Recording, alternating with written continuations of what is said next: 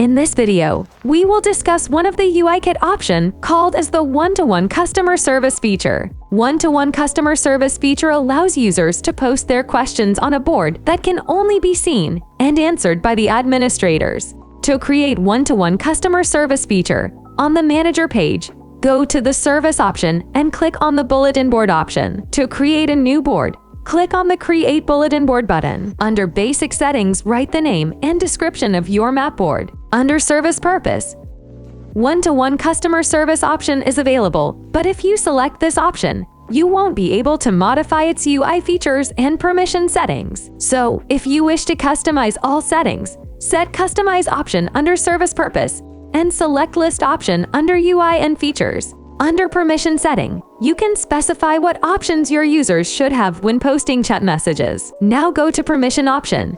Here you can set Assign Permission and Board Permission of Customer Service Board. If you want multiple automatically authorized user group to write query in your customer service board, go with the first option. If you only want a specific user group to write query, go with the second option. And if you want multiple customized user group to write query, go with the third option. Under Set Board Permission Settings, set Write Permission and View Text as User. By doing this, you're giving permission to users to write query and view admin's reply in the customer service board.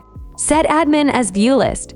By setting Admin as View List, only admin gets power to view and reply the posted query. You can also set up alert message for unauthorized users. Once you're satisfied with your board settings, click on the Save button.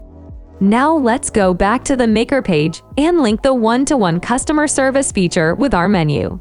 On Step 3 page, first select a menu by clicking on it. Go to the UI KIT option and click on the Board option. Click on the Refresh button to check newly created board. Hover your mouse on the customer service board and click on the Apply button and then Save button. Click on the Preview button to check the applied board. Like this, users can post their query in your customer service board. Now let's see how admin can reply to these queries. Go to the customer service board and click on the More button.